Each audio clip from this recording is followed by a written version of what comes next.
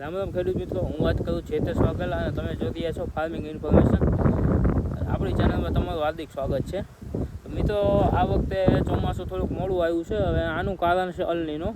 હવે ઘણા કહે છે કે અલનીનો એટલે શું, તો આપણે અલનીનો વિશે આજે ચર્ચા કરવાના છીએ અને તમે પૂરો વિડીયો જોજો, તેથી તમને સંપૂર્ણ માહિતી વિડીયોમાં મળી રહે. હવે ઘણા એમ કહે છે કે જો અલનીનો આવે તો વરસાદ મોડો થાય અને વાર લાગશે વરસાદમાં ટૂંકમાં, અને ઘણા એમ કહે છે કે દુષ્કાળ જેવી પરિસ્થિતિ ઊભી થઈ શકે.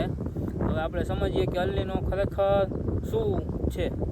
તો આશરે આપણે ભારતથી હજારો કિલોમીટર દૂર એક સમુદ્ર આવેલું છે, જેને આપણે પ્રશાંત મહાસાગર કહેવાય છે. હવે ત્યાંનું કુદરતી અનુમાન મુજબ એવું છે કે ત્યાંનું પાણી હંમેશા માટે એને ઠંડુ રહેવું જોઈએ, અને જો ત્યાં પવન નબળો પડે ને, ધીમો થાય ને, તો એના લીધે પાણી ગરમ થઈ જાય છે. અને આપણે સમજીએ ને કે જે આ ગરમ થવાની પ્રક્રિયા છે ને, એને વિજ્ઞાનની ભાષામાં અલનીનો કહેવાય. હવે આપણે વાત કરીએ કે આની આપણા ગુજરાત અને ભારત માથે શું અસર પડે. હવે ઘણા મિત્રો એમ કહે છે કે અલનીનોની ભારત માટે અને ગુજરાત માટે કાંઈ અસર થવાની નથી, તો એ વાત સાવ ખોટી છે. આનાથી આપણે ગુજરાતમાં ખેડૂતો માટે બહુ મોટું નુકસાન થઈ શકે છે, અને વરસાદ દુષ્કાળ જેવી સ્થિતિ સર્જાય અને વરસાદ આવવામાં વાર લાગી જાય એમ છે.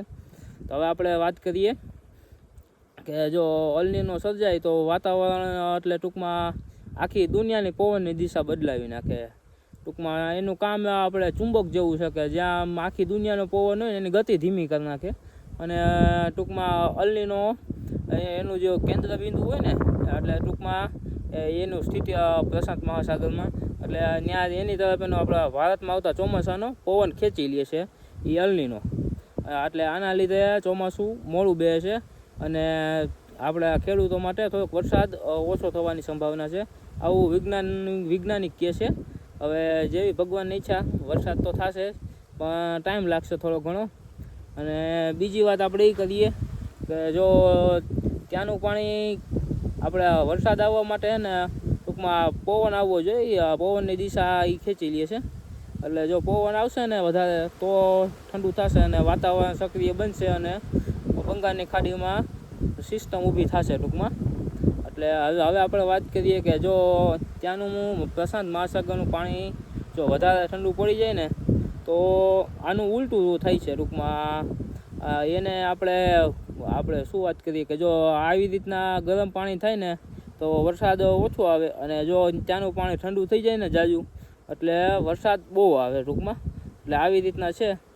આને ટૂંકમાં આપણે અલનીનો કહેવાય. અને બીજા ખેડૂત મિત્રોને શેર કરજો આવી માહિતી માટે. આપણા પેજમાં આવી સાચી અને સચોટ માહિતી આવશે, એટલે બીજા ખેડૂત મિત્રોને શેર કરજો અને આપણી ચેનલને સબસ્ક્રાઈબ કરવાનું ભૂલતા નહીં. જય હિન્દ, જય ભારત.